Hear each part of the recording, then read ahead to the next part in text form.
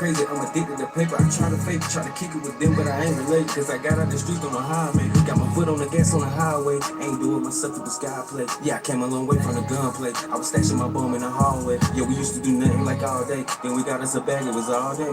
It's like I was running from church or running from hurt. Cause I'm trying to sell an eight. But now I'm legit, so I celebrate. Got away from them people who hella hate. You better go get you some money, cause I'm doing me. I don't care what they really think. I'm on the way to the other bank. I'm selling hemp and I got the plates. I do it myself, I never wait. I be sparing my ops cause I'm getting paid. Gotta thank God, cause I ain't had nothing. Now this money keep coming and coming. I'ma keep counting, thumbing and thumbing. Remember them days, I ain't had nothing. I'ma just chill, you know I ain't stunting. Y'all always laughing, now it ain't funny. Used to have dreams of me seeing them come, but every day I thank God it ain't gotta be sunny. The way keep coming and coming and coming. I'ma keep counting, I'ma keep thumbing. I gotta be blessed cause they ain't on nothing, yeah. The way keep coming and coming and coming. I'ma keep counting, I'ma keep thumbing. Gotta thank God cause now we got money. What's going on YouTube? What's going on world, man? You know what I'm saying? I am Camoney Grand, aka Camoney 1000, aka Chief 1000, aka Larry Three Ways, whatever you know me as. If you don't know me, appreciate y'all for watching this video. Make sure you hit that like button, hit that bell to be notified when I drop content, when I drop new music, new videos, or just just sitting down and talking to y'all and telling y'all my story. It's just something that I wanted to do. I should have been done. I started doing it, but I kind of stopped. You know, life be life. But I kind of wanted to introduce people to me formally. You know, just let them know why I do what I do and how I got where I'm at. So today, I never really put out on social media or just like done a video or really had an opportunity to really elaborate more on why I started music. I've done interviews in my career. Some of those interviews I can't find them, and they pretty old. So I kind of wanted to do something, just kind of like tell my story today from my perspective. Because at times when I was younger, I seen life a little different, and now when I'm looking through these eyes as a older adult, I got a different type of angle on why, when, and where, how I done things, and now I'm understanding a lot of the things I done.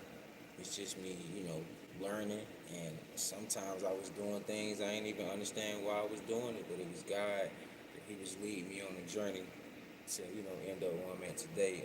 So a lot of people ask me like, why you start doing music, bro? Like, why rap?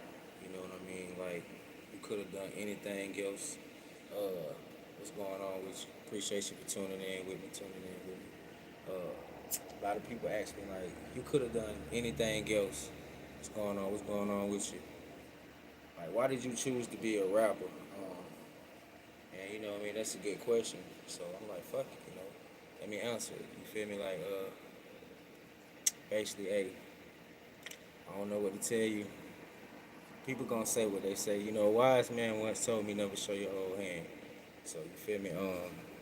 Anyway, so a long time ago, I was basically like into music. I got into hip hop because growing up in the urban community, some people say it's the hood. I feel like my mom, she was in tune with this music shit. Like she was really into hip hop, obviously, because my nickname growing up, people call me LL Cool J because my first name is Larry. You know what I'm saying? People call me Lil L, Lil Larry. My brother, his middle name was Rakim. My mom said she named him that because she liked the name Rakim, but she wanted to put her own twist to it. So I'm like, okay. But growing up in our neighborhood, I noticed like my mom and them, they would go out to the club, and it's like the way the stars dress, that's how they dress. You know what I'm saying? I would see them basically getting ready to go out, getting their hair done, making outfits, doing, fly shit. Same thing, with my pops, my real dad, you know what I'm saying? When I was young, I ain't gonna lie, I thought he was a fly dude, you know what I'm saying, or whatever. But as I got older, I started learning a little bit more about him as an individual. But when my step pops came into the picture, I seen the same thing with him, and he had a lot of friends around him, and they was just, they was dope. They looked like the rappers. So as I recall, my first time ever really like hearing music, I remember in my grandma's car, She had like an old Buick, you feel me? Had the big ass tape on up. That shit was 8 track, whatever the fuck it was. But I remember her playing the music, and I was like, grandma, was that? She like, that's music, and I was like, I like that. So from that day forth, it just always caught my ear. So by the time I got a little older, around the time my mom and my stepdaddy was 8 and a half, been a few years in on and off. I remember my uncle pulling up in the yard one day, playing that, playing Outkast. And I remember just hearing everybody saying, the New South, it's the South time, and we next and all this. So when I heard it on the radio, I seen, he pulled up in the yard. I seen him, boom, pull up. I was like, "What's that? What you playing all loud? You feel me?"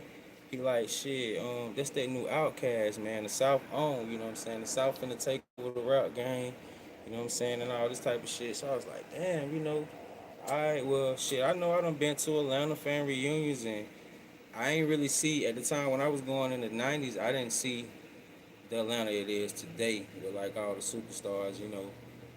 When I thought of Atlanta, I thought about like Andre Rison and Deion Sanders and shit like that.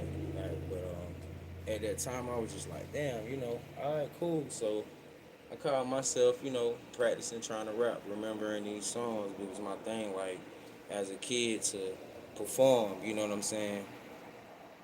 Appreciate that, whoever you is. What's up? What's up, my nigga? What's up? You know what I'm saying? Appreciate y'all. Appreciate the love. But yeah, so I was just like, it was my thing. I would go on family reunions with my grandma, or I was always the entertainer. You know what I'm saying? Goddamn, you feel me? So I was just like, damn, you know what I'm saying? But like, I was too young. I hadn't lived long enough. You know what I'm saying? A kid trying to rap and shit. So anyway, I was just like, I'm gonna put that on hold. You know what I'm saying? I'm gonna figure this shit out, because you know what I mean. I gotta make a way for me, my mom's. You know what I'm saying? At the time, I had a brother. He had cerebral palsy. I forgot to mention that. So as I got a little older and shit, my stepdad in the picture. You know what I'm saying? He manning up to the plate to help my mom with me and my disabled brother. But it was at times, they was on and off. So I caught myself watching a movie. I don't know. It was something about when I was growing up, whether we was in the hood or my mom was trying to do her own thing, have her own place, and we didn't have it all. I used to watch movies about shit that I didn't have, like your Home Alone and what we call, what I'm saying, suburban type movies or lame movies and shit. But yeah, I used to watch those just to kind of like, what I'm saying, imagine, and just to get a little joy to see the shit they had. Like, damn, that shit look fun and shit. One day I'm gonna get that. So one day I was watching this movie. It was about a guy. He had a sister that had a similar situation. You know what I'm saying? You feel me? Had a similar situation. His sister had a similar situation like my little brother. She was disabled. You know what I'm saying? So I was looking at the movie. He came up with some type of technology for doctors to perform some type of surgery dealing with your brain, where it can actually kind of set you back, but make you capable of learning. So it was like, hey, this shit might take her back to mentally being like a baby, you know what I'm saying, or some shit like that. But with the proper learning, the proper care, we can, get her to where eventually she can become a normal model citizen and shit like that, and actually get out here, work, live her life and shit. So that they did that shit, but also with the surgery type shit, it's a possibility that she can fuck up and she can go back to being, mentally disabled back in the same condition. But me being a smart kid, I always knew that as time goes on, technology would advance to the point where, like, hell, if this shit was true, if this shit really based on a true story, by the time I get old enough to get out here and make some money, or become a famous rapper, or hell, if I can do it right now, become a kid sensation, you know what I'm saying? Hell, I can actually get us out of poverty, actually get some type of surgery, and hope for one day that my brother will be normal. Because, what I'm saying, being a kid and hearing all the time that he might not make it, what I'm saying, every fucking winter, my brother was catching pneumonia and they'll be in the hospital for like weeks, if not months. It's times to where I done had to go live in different states over the summertime with relatives or whatever. It's times to where I spend a lot of time at the children's hospital in Charleston, spend a lot of time at the children's hospital in Greenville. So it was just one of those things. I always kind of knew that like his life expectancy wasn't long because they was saying that shit ever since he was born. Like he might not make it. Then when he got to a couple years, it was like he might not make it to six. Then when he got to six, it was like he might not make it to this. And the crazy thing about it, every every kid that was around the same age that was in his class from when he first started this school, Charles Lee Center. Shout out to the Charles Lee Center. I'm looking forward to one day working with y'all and making a big donation to y'all. Uh, basically, nobody made it past 21. My brother lived to see 21. Like, just imagine like me being a kid, seeing my brother taking from going with my mother to take my brother to school to eventually getting old enough to drive to where I had to take him and pick him up, put him on a bus, take him off the bus or whatever, transport his wheelchair, and to see how like each year as he got older up until he actually graduated, consider him graduating from that school, like none of his original classmates were alive and stuff. But so it was just one of those things to where I had a dream of, just making a lot of money. It wasn't really about me. I felt like sports. It was a 1 in a million chance coming from where I'm from. So I was just like, I'm a little bit smaller. Yeah, I'm athletic, but I gotta I gotta fight with a lot of people who have the backing, who have the rich parents who basically and their parents can afford to put them in extra shit, you know what I'm saying, extra training camps and all that shit during the summer, and they can befriend some of these coaches and all that. Like, once I got to a certain age, especially being older, like junior high type shit, I had to go get some money because I wasn't with going to school, trying to get cracked on and get into a fight, get suspended, then have my parents mad at me. So I figured, like, yeah, I'm gonna try to make some money so that way they ain't gotta worry about the little extra shit. Like, you know what I mean? I did my little side hustles, I did my little illegal activities, but I always tried to make sure I made it home as a kid to be there for my brother. And then I had another brother later on, so they became my kids, my responsibilities before I had my first child at 17. So, and basically, having a child young, that just kind of put the icing on the cake. Like, okay, everybody telling me I should do this. Everybody, since I was a kid, oh, you're gonna be an entertainer, you're gonna be a star. But I never really gave a fuck about being a star because I know a lot of hate. You know what I'm saying? Come with that. Like, I'm not even, I'm not even major like that. And, people still hate. You know what I'm saying? Like, from behind those, people gonna say shit. They gonna talk shit. They gonna down your career goals. They gonna say give it up, and they gonna say do this and do that. But the difference between me and a lot of those people, they have to clock in. They don't have enough confidence, enough self control, enough self awareness, enough experience. They never done things for people. They never grew out of being a kid. The thing about me, I felt, and I tell people all the time, I didn't really have a childhood. I came Once I came into this world and I was able to feed myself, clothe myself as a young kid, I had a responsibility, which was my brother. I had to feed him through his stomach. So, all the little shit people be saying, they ain't never been through nothing. I try to tell people that all the time, man. Like, you can't pay these haters no attention. I done had people say things to me from behind doors, had people call the police on me, and the same people, they'll make fake pages, and when you smart and you ahead of the game, and certain people who deal with this social media shit, and you start realizing how a lot of this shit is fake. A lot of this shit, you know what I'm saying, it's just trolling, you know what I'm saying.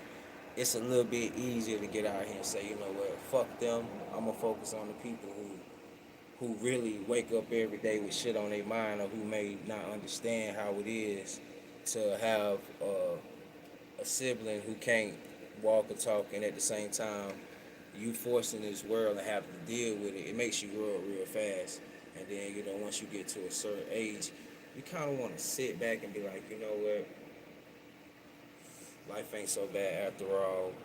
Why did I go out here and get involved with this type of activity, or why do I even engage with these people and waste my words and waste my energy when there's people out here who can't walk or talk? They need people like me. You know what I'm saying? Some people will never understand that because they full of hate, jealousy. You know what I'm saying? They wasn't taught. They will hate you for having support. They will hate you for having somebody who love you.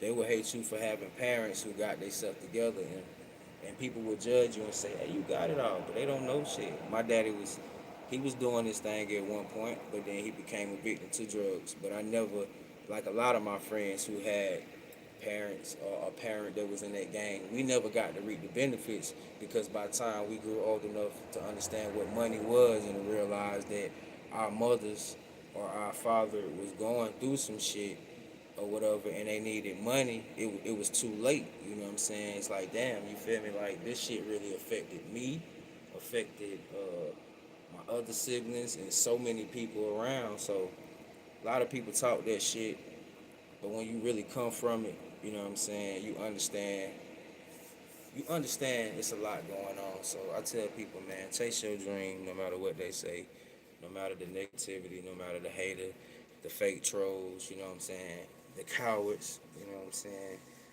Real ones only live once. Cowards, they have 9 lives. You know what I'm saying? That shit real because there's so much shit be going on and they don't even know you could be saving them. You could be that person that can handle a situation a negative way, but where is that gonna get you? Dead in jail. And the game's so fucked up nowadays, especially when you're an artist or just a person, a business person. It's gonna be people who perpetuate fake stories, fake narratives, all because they don't want to see you do better than them. So they'll fuck with your kids. They'll cause division between your relationship and the person you're dealing with. They'll plant lies. They'll have people ready to approach you on some negative shit and get them hurt. You know what I'm saying? And then the whole time now they looking stupid. You in more trouble because you was just trying to defend yourself. So I just be like, out of sight, out of mind. You know, I'm not worried about nothing to nobody. You know what I'm saying? Or whatever that's not helping me reach my goals and build this legacy and getting back to the shit I've been on. You know, I'm a real big advocate for my community, other communities, because I come from that. I come from poverty. I come from Section 8 communities and shit like that. I come from living with relatives, wearing the same clothes. I come from losing a lot of friends at a young age. Not none of this new age shit. Like, you know what I mean? People die every day, but I come from a city where I lost a lot of people that didn't get to see 16, then a lot of people that didn't get to see 21, and I still have people I went to school with, grew up with, knew out through the city, surrounding cities that's losing their life currently. So I'm just like, fuck with y'all on, just don't approach me with that bullshit. I'm gonna protect myself at all costs, but I ain't going to look for no trouble. I got enough war wounds, enough stripes to where I ain't pulling up on nobody. I ain't addressing no issues. Just, you got a problem with me, go your way. If you got to get on social media, make fake accounts. You know what I'm saying? If you see me out, if you just seen me and you ain't got the heart, especially, people who be talking. People don't understand money. That's one thing I understand too. Like, people will call you broke, call you all this, but the difference is they struggling, they going through shit. And everybody out here, especially a real person, if you a real one, a real genuine person, that'll be willing to give your last, take sacrifices for even some people who don't deserve it at times. You know what it is. You know what I'm saying? Like they say, the meek will inherit the earth. Real lasts forever. Fake is only for a season. So I've been seeing that shit a lot too. Like, I don't even talk no more. I've been seeing a lot of people get their karma. Because when I was doing dirt, when I was moving off anger, living wrong, forgetting my true purpose and understanding, shit, I got a lot of karma in ways I didn't expect. So that's maturity within itself, understanding that everything you do, everything negative you do will come back on you. Everything good you do will come back tenfold. So don't let nobody block your blessings. Always remember your purpose and your why. So with that being said, for those who want to know, I started doing music for my brother, uh, to get us out of poverty. Hopefully, thinking that I could help him become, a normal person. Which, being an adolescent, you don't know, it's more to that one of these conditions. The only thing you can do is just be a support system for them now. do research, do a little bit of studying, get involved. If you do have some intake and you feel like you can help get into the medical field, anybody that you know that's struggling with a disabled or mentally, I don't like to use the word retarded. I ain't even gonna lie. When I was a kid in school, like I was the type of person to punch in your mouth and say that I got in trouble plenty of times for people trying to pick on kids, and it wasn't even my brother. Like I don't care how big he was. Like we finna have a problem. So I like to say mentally challenged, mentally disabled. But if you can help, if you know somebody in your family, or if you have a child or brother, sister, don't get aggravated by it. Don't get aggravated by it. Just try to understand that it's not their fault. They have a life too. They are people too. So whether you know it or not, they have feelings and emotions. They do get sad. They do get happy. They do get excited. So try to just find that thing that makes them smile. Then try to find a way to communicate with them. You know what I mean? And, because they need us, you know what I'm saying? And it's just real like that. And on that note, thank y'all for tuning in. Like I said, like this video, subscribe. Trying to get back on this video shit. I got a lot of stuff I be having going on as far as with my music career and just a lot of things I can't really put out there like I want to. Because like I said, you got a lot of people that's trying to block you and a lot of people trying to knock you when you're on this journey. So I'm becoming a little bit more private and just kind of just sitting back and seeing, you know, who really rock with me. Like, you feel me? Like, if this person right here rocking with me because they think I'm up, or they rocking with me because of who I truly am. And on that note, man, that's the kid. So I'm about to make this little move. Appreciate y'all. 1,000 wow. Go.